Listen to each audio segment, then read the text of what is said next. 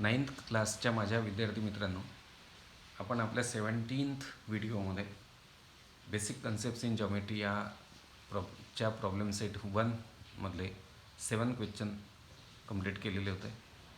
आता याच्यामध्ये आपल्याला लास्ट 8 आणि 9 क्वेश्चन्स कंप्लीट करायचे आहेत. हा 8th क्वेश्चन जो आहे हा म्हणतो आहे आपल्याला राईट द कॉन्व्हर्सेस किंवा converse of each of the following statement. खाली दिलेल्या प्रत्येक स्टेटमेंटचं कॉन्व्हर्स लिहा. याच्या आधी आपण स्टेटमेंटचं कॉन्व्हर्स वगैरे कसं करायचं ते एक्झरसाईजमध्ये शिकलो होतो. तुम्हाला आठवत असेल एक्झरसाईज 1.3मध्ये स्टेटमेंटचे कॉन्व्हर्सेस आपल्याला विचारलेले होते, तेव्हा मी डिटेल तुम्हाला त्याच्याबद्दल शिकवलेलं होतं. तुम्हाला मी सांगत होतो की स्टेटमेंट कॉन्व्हर्स करणे म्हणजे काय असतं.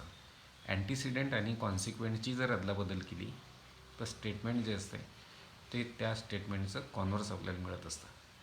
कंडिशनल स्टेटमेंटचं कॉन्व्हर्स आपल्याला काढायला सांगतात आणि कंडिशनल स्टेटमेंटमध्ये इफ नंतरचा पार्ट म्हणजे अँटीसिडेंट आणि देन नंतरचा पार्ट म्हणजे कॉन्सिक्वेंट यांचं जर इंटरचेंज आपण केलं, यांची अदलाबदल केली तर त्या कंडिशनल स्टेटमेंटचं कॉन्व्हर्स स्टेटमेंट आपल्याला मिळत असतं.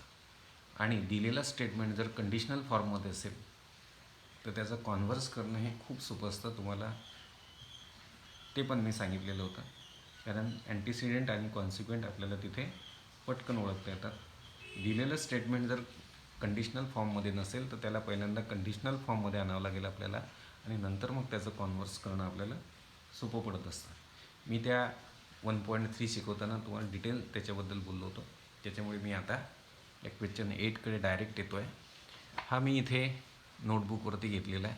प्रॉब्लेम सेट 1मधला 8th क्वेश्चन हा तुम्हाला लिहायचा आहे. क्वेश्चन वहीमध्ये लिहिताना पहिल्यांदा क्वेश्चन लिहून त्याच्याखाली जर आपण हे सोल्युशन्स लिहिले तर ते बेटर असतं अभ्यासाच्या दृष्टीने.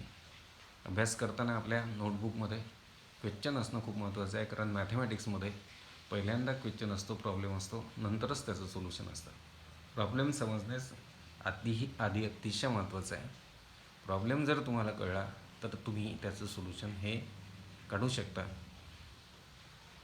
त्याच्यासाठी प्रॉब्लेम समजणं हे अतिशय आवश्यक असतं. तर नोटबुकमध्ये आपण जेव्हा नोट्स लिहितो तेव्हा आता इथे मी लिहिलेलं नाही आहे प्रॉब्लेम 8 आहे तुमचा, आत्ताच मी वाचला होता. Write the converse of each of the following statements. तर हे प्रॉब्लेम्स तुम्ही लिहायचे आहे, ते अतिशय महत्त्वाचं असतं.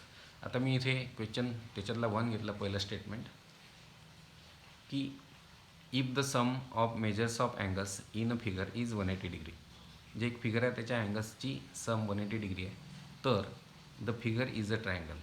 जे फिगर आहे त्याच्या सर्व अँगल्सची सम जर 180 असेल तर ती फिगर ट्रायंगल असते.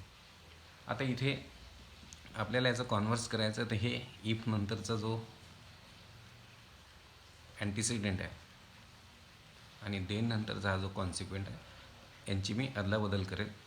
थोडेसे 1-2 शब्द आपल्याला चेंज करावे लागले तर मी लिहिल मग इथे की if the figure is a triangle. इथे तर ते चेंज करायची आवश्यकता मला वाटत नाही आहे या एक्झाम्पलमध्ये.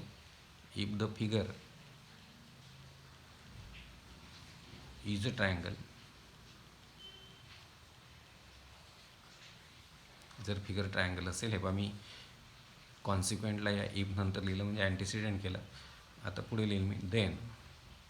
आता देन नंतर हा अँटीसिडेंट लिहितो मी. Then the sum of measures of angles in a figure is 180 degree. इथे एकही शब्द तुम्हाला बदलायची गरज पडली नाही.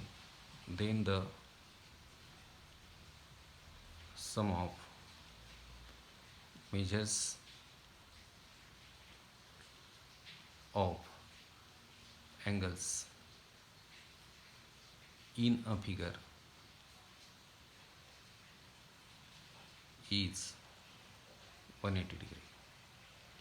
हे स्टेटमेंट होतं, कंडिशनल फॉर्ममध्ये होतं इफ देन वापरून, आणि आपण त्या कंडिशनल स्टेटमेंटचं कॉन्व्हर्स केलं. सेकंड स्टेटमेंट आहे if the sum of measures of 2 angles is 90 degree. जर 2 अँगल्सच्या मेजर्सची सम 90 डिग्री असेल, then they are complement of each other. ते एकमेकांचे कॉम्प्लिमेंट असतात. आता इथे मला याला कॉन्व्हर्स करायचं आहे. हे कंडिशनल स्टेटमेंटच आहे इफ देन, त्याच्यामुळे सोपं आहे. इफ नंतरचं जे स्टेटमेंट आहे हा अँटीसिडेंट झाला आणि देन नंतरचं हे जे स्टेटमेंट आहे हा कॉन्सिक्वेंट झाला. मी अँटीसिडेंट आणि कॉन्सिक्वेंटचं इंटरचेंज करतो आहे, म्हणजे त्यांना अदलाबदल करतो आहे. मग इफ आता इथे मी म्हटलं होतं मगाशी की काही ठिकाणी एखाद दोन शब्द तुम्हाला चेंज करावे लागतात. इथे एकही शब्द तुम्हाला चेंज करायची गरज नाही पडली. आता इथे देन नंतर जो हा दे शब्द आला आहे, दे म्हणजे कोणासाठी वापरला आहे? टू अँगल्ससाठी. मग इथे इफ दे म्हणजे इफ टू अँगल्स,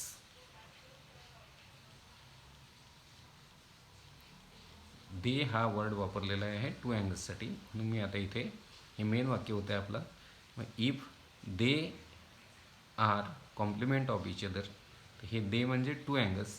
तर इथे मी टू अँगल्स इथे पहिल्यांदा लिहून घ्यावं लागेल, फर्स्ट स्टेटमेंट असल्यामुळे. If two angles are complement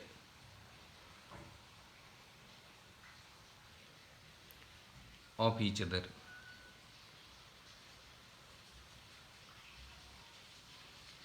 मग देन, आता देन नंतर मला हे लिहायचं आहे, then the sum of measures of two angles is 90 degree. Then the sum of measures of two angles. आता इथे टू अँगल्स न लिहिता मी हा एक टू अँगल्स ना काढून देम शब्द पण वापरू शकलो असतो, them. Then the sum of measures of them is 90 degree. पण मी देम वगैरे वापरत नाही. मी देन द हे जे अँटीसिडेंट आहे मी जसच्या तसं घेतो आहे, the sum of measures of two angles is 90 degree.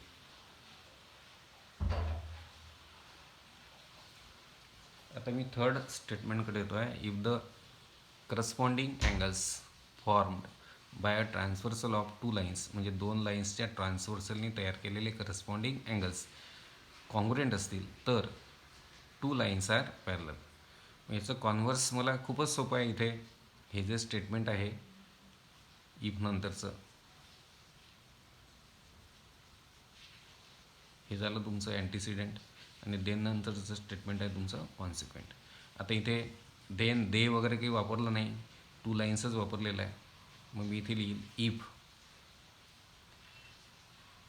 The two lines are parallel, हे कॉन्सिक्वेंट मी इथे घेतो. The two lines are parallel. आता मी देन लिहील, देन, आणि देन नंतर मी हे अँटीसिडेंट टाकेल आता कॉन्सिक्वेंटच्या जागी. Then the corresponding angles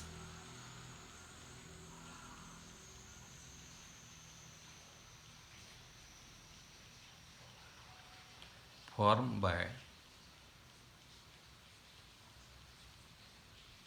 a transversal of two lines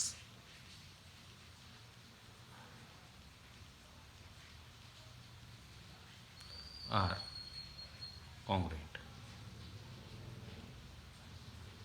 म्हणजे इथे पण मला काही शब्द वगैरे फेरफार करायची गरज पडली नाही. मी सरळ सरळ इफ नंतर हे कॉन्सिक्वेंट घेतलं आणि देन नंतर हे अँटीसिडेंट घेतलं आणि स्टेटमेंटला कॉन्व्हर्स केलं. नेक्स्ट स्टेटमेंट होतं, the sum of digits of a number is divisible by 3. इथे इफ पाहिजे होता. हां, if the sum of the digits of a number is divisible by 3, म्हणजे जो नंबर आहे तुमच्या त्याच्या डिजिट्सची सम जर डिव्हिजिबल असेल 3नी, then the number is divisible by 3. ही 3च्या डिव्हिजिबिलिटीची कंडिशन आहे की एखादा नंबर असेल त्याच्यातल्या डिजिट्सच्या समला जर 3नी भाग जात असेल तर पूर्ण नंबरला 3नी भाग जातो. तर हे आपल्याला काही त्याशी घेणं देणं नाही. आपल्याला या स्टेटमेंटला फक्त काय करायचं होतं, कन्व्हर्स करायचं होतं. तर इफ नंतरचा हा जो पार्ट आहे, the sum of the digits of a number is divisible by 3, हा तुमचा अँटीसिडेंट आहे. आणि देन नंतरचा हा जो पार्ट आहे, the number is divisible by 3, हा कॉन्सिक्वेंट आहे. कॉन्सिक्वेंटला अँटीसिडेंटच्या जागीने आहे, अँटीसिडेंटला कॉन्सिक्वेंटच्या जागी आहे आणा, म्हणजे ह्या स्टेटमेंटचं तुम्हाला कॉन्व्हर्स स्टेटमेंट भेटेल. म्हणजे इफ नंतर आता इथे अँटीसिडेंटच्या जागी मी हा कॉन्सिक्वेंट उचलून लिहितो आहे. If the number is divisible by 3,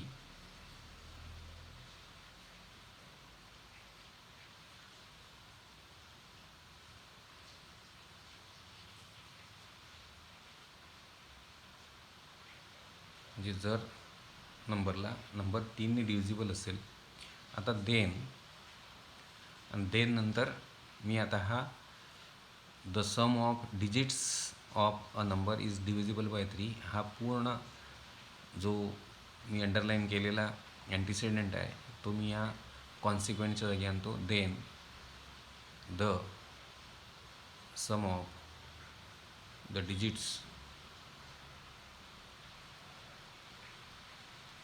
of a number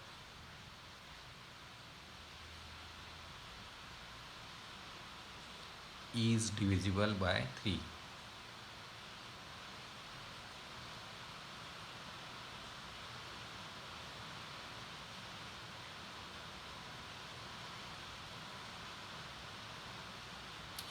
त्याच्यानंतर आपण आता या लास्ट क्वेश्चनकडे येतो आहे. राईट द अँटीसिडंट म्हणजे गिव्हन पार्ट अँड कॉन्सिक्वेंट म्हणजे part to be proved in the following statements.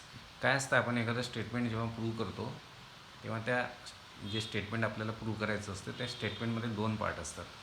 एक असतो अँटीसिडंट आणि एक असतो कॉन्सिक्वेंट. तर जो अँटीसिडंट असतो तो गिव्हन पार्ट असतो आणि जो कॉन्सिक्वेंट असतो तो टू प्रूव्ह असतो. समजा इथे मी तुम्हाला सांगितलं की एक स्टेटमेंट तुम्हाला प्रूव्ह करायचं आहे, sum of all angles of a triangle is 180 degree. समजा ट्रायंगलच्या सर्व अँगल्सची सम 180 डिग्री असते. मग इथे तुम्हाला काय करावं लागेल की अँटीसिडंट घ्यावं लागेल. तो अँटीसिडंट म्हणजे गिव्हन पार्ट आहे. तर मग तुम्ही काय कराल, ते प्रूव्ह करायला तुम्ही एक ट्रायंगल घ्याल. समजा तुम्ही एक ट्रायंगल घेतला, ट्रायंगल ABC. मग तुम्हाला गिव्हन लिहावं लागेल triangle ABC is any triangle. हा ट्रायंगल ABC हा एनी ट्रायंगल आहे, म्हणजेच ट्रायंगल आहे. म्हणजे तुमची फिगर काय आहे, ट्रायंगल आहे. आणि मग तुम्हाला प्रूव्ह करायचं, टू प्रूव्ह असेल तुमचं, मग sum of all angles of triangle ABC is 180 degree. किंवा आपण तो अपोजिट अँगल्स आर कॉन्ग्रुएंट हा थेरम प्रूव्ह केला होता. तर त्याच्यामध्ये आपण असं म्हटलं होतं, स्टेटमेंट आपलं होतं, if 2 lines are intersected then the opposite angles are congruent. जर 2 लाईन्स इंटरसेक्ट होत असतील तर अपोजिट अँगल्स कॉन्ग्रुएंट असतात. मग हे स्टेटमेंट प्रूव्ह करायचं असेल तुम्हाला तर तुम्ही 2 लाईन्स काढल्या होत्या, त्या 2 लाईन एकमेकांना इंटरसेक्ट घेतल्या होत्या. मग हे अँटीसिडंट होतं तुमचं. 2 लाईन जर इंटरसेक्ट होत असतील तर हे तुमचं अँटीसिडंट होतं. आणि तुमचं कॉन्सिक्वेंट जे होतं ते होतं की तयार होणारे अपोजिट अँगल्स कॉन्ग्रुएंट असतात. मग तुम्ही हे स्टेटमेंट जेव्हा प्रूव्ह केलं तेव्हा तुमचं अँटीसिडंट झालं 2 lines are intersecting. 2 lines intersecting असतील, हे झालं तुमचं अँटीसिडंट. आणि तुम्ही टू प्रूव्हमध्ये घेतलं होतं की त्या 2 लाईन्समुळे तयार होणारे अपोजिट अँगल्स कॉन्ग्रुएंट असतात. तर थोडक्यात सांगायचं की जेव्हा आपण प्रूफ लिहितो एखाद्या स्टेटमेंटचा, तेव्हा त्या स्टेटमेंटमधलं अँटीसिडंट जे असते तो गिव्हन पार्ट असतो, आपल्याला दिलेला पार्ट असतो. आणि कॉन्सिक्वेंट जे असते ते आपल्याला प्रूव्ह करण्याचा पार्ट असतो. म्हणजे अँटीसिडंटला आपण गिव्हन पार्ट म्हणतो आणि कॉन्सिक्वेंटला आपण म्हणतो पार्ट टू बी प्रूव्ह, म्हणजे प्रूव्ह करायचा पार्ट.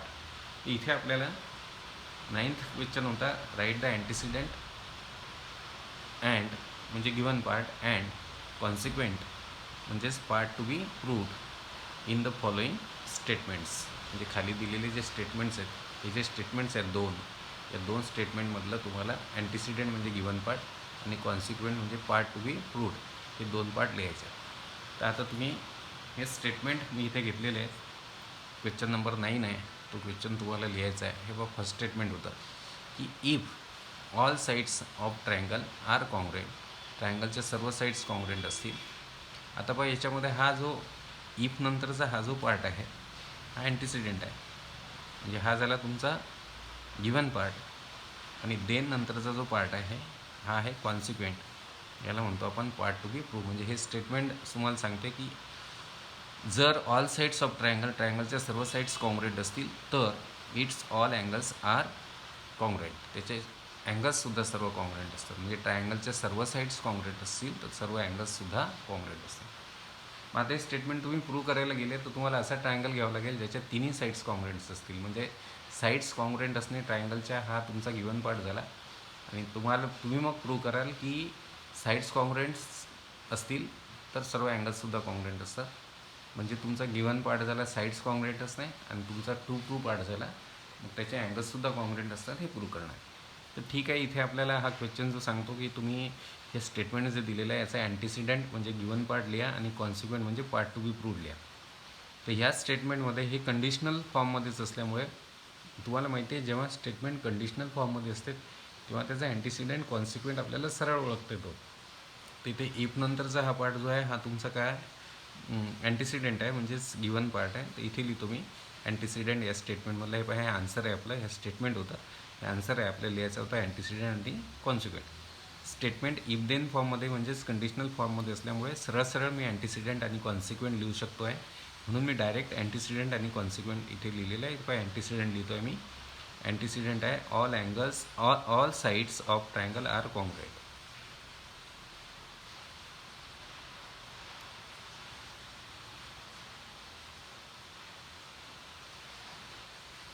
हा झाला तुमचा गिवन पार्ट म्हणजेच अँटिसिडेंट. आणि कॉन्सिक्वेंट आहे या स्टेटमेंटमध्ये ऑल अँगल्स आर कॉन्ग्रुएंट. तो लिहितो आहे मी इथे कॉन्सिक्वेंट म्हणजेच part to be proved all angles are congruent.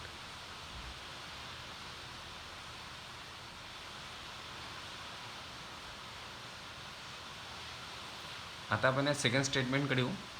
Second statement आहे the diagonals of a parallelogram bisect each other. Diagonals of a parallelogram bisect each other म्हणजे जे पॅरलोग्राम जो असतो त्याचे डायगोनल्स एकमेकांना बायसेक्ट करतात. आता हे जे स्टेटमेंट आहे the diagonals of a parallelogram bisect each other हे स्टेटमेंट कंडिशनल फॉर्ममध्ये जर असतं तर मला अँटिसिडेंट आणि कॉन्सिक्वेंट लिहिणं सोपं गेलं असतं. मग तुम्हाला मी कंडिशनल स्टेटमेंट आपलं कॉन्व्हर्स स्टेटमेंट 1.3 एक्झरसाईजमध्ये शिकवताना हे सांगितलं होतं की जर स्टेटमेंट कंडिशनल फॉर्ममध्ये नसेल आणि त्याचं कॉन्व्हर्स तुम्हाला करायला सांगितलं तर माझ्यासारख्याला जर विचारलं तर मी डायरेक्ट करून देईल त्याला. पण तुम्ही ज्यांना एकदम जमणार नाही तर मग तुम्हाला ते टेक्निकली सोपं कसं पडेल स्टेटमेंट कॉन्व्हर्स करणे ते स्टेटमेंट तुम्ही पहिल्यांदा कंडिशनल फॉर्ममध्ये आणून घ्या आणि मग त्याचं कॉन्व्हर्स करा. कारण कॉन्व्हर्समध्ये अँटिसिडेंट कॉन्सिक्वेंटची अदलाबदल आपल्याला करायची असते. तर इथे मी काय करतो आता मला इथे अँटिसिडेंट कॉन्सिक्वेंट ओळखायला सांगितलेले आहेत आणि मला एकदम ओळखता येत नाही कारण हे जे स्टेटमेंट आहे हे मला कंडिशनल फॉर्ममध्ये दिलं नाही. तर मी एक काम करतो पहिल्यांदा ह्या स्टेटमेंटला कंडिशनल फॉर्ममध्ये आणतो. आता हे स्टेटमेंट सांगते diagonals of parallelogram bisect each other म्हणजे क्वाड्रिलॅटरल पॅरलोग्राम असेल म्हणजे if a quadrilateral is a parallelogram. Quadrilateral parallelogram असेल पॅरलोग्राम हा क्वाड्रिलॅटरलचा प्रकार आहे ना. मग आपल्याला म्हणावं लागेल मराठीमध्ये जर मला याला कंडिशनल करायचं असेल की जर चौकोन पॅरलोग्राम असेल म्हणजेच if a quadrilateral is a parallelogram then its diagonals bisect each other तर त्याचे डायगोनल्स एकमेकांना बायसेक्ट करतात. तर याला मी पहिले कंडिशनल फॉर्ममध्ये आणतो की if a quadrilateral is a parallelogram हे पॅरलोग्रामचं शॉर्ट फॉर्म आहे. पेपरमध्ये आपण लिहिलं असं तर चालत असतं आपल्याला युनिव्हर्सल आहे. Then its diagonals bisect each other.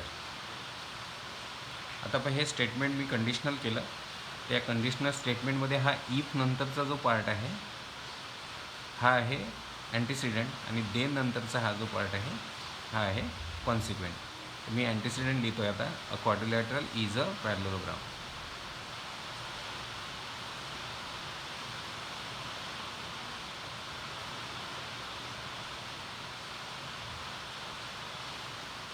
हे झालं अँटिसिडेंट म्हणजे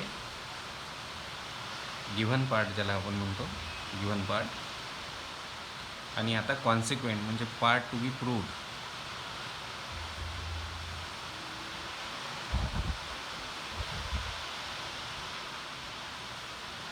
पार्ट टू बी प्रूव्ड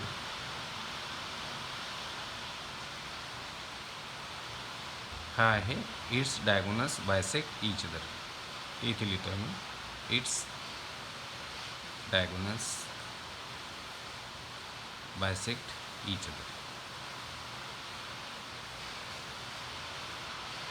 तर अशा पद्धतीने इथे हा क्वेश्चन संपतो. मी इथे आता प्रॉब्लेम सेटमधले सगळे क्वेश्चन्स मी घेतलेले आहे. हा 6 आणि हा 10 हे क्वेश्चन आपले या मध्ये जो कोर्स आपला कमी केला त्याच्यामध्ये कमी केलेले आहेत, त्याच्यामुळे हे आपल्याला घ्यायचे आवश्यकता नव्हती. 6 प्रॉब्लेम मी घेतलेला आहे कारण हा फोर्थसारखा होता. फोर्थ प्रॉब्लेम जो आहे त्याची प्रॅक्टिस व्हावी म्हणून हा 6 काढलेला. या फोर्थसारखाच 6 आहे अगदी सेम. मग एखादं फोर्थ एक्झाम्पल आपल्याला आहे त्याच्याचसारखं 6 असेल तर आपल्याला विचारलं जाऊ शकतं याच्याच फोर्थसारखं असल्यामुळे, त्याच्यामुळे आपण हे 6 पण केलेलं आहे. इथे आता हा 10 प्रॉब्लेम जो होता हा ओपन एंडेड क्वेश्चन होता, स्टार आहे ते आपल्याला आता करण्याची आवश्यकता नाही. वेळ घालून काही आपल्याला फायदा नाही. इथे मी हा चॅप्टर आता तुमचा क्लोज करेल आणि नेक्स्ट जो माझा व्हिडिओ असेल आता 19 त्याच्यात मी पॅरलल लाईन्स हा आपला चॅप्टर स्टार्ट करेल.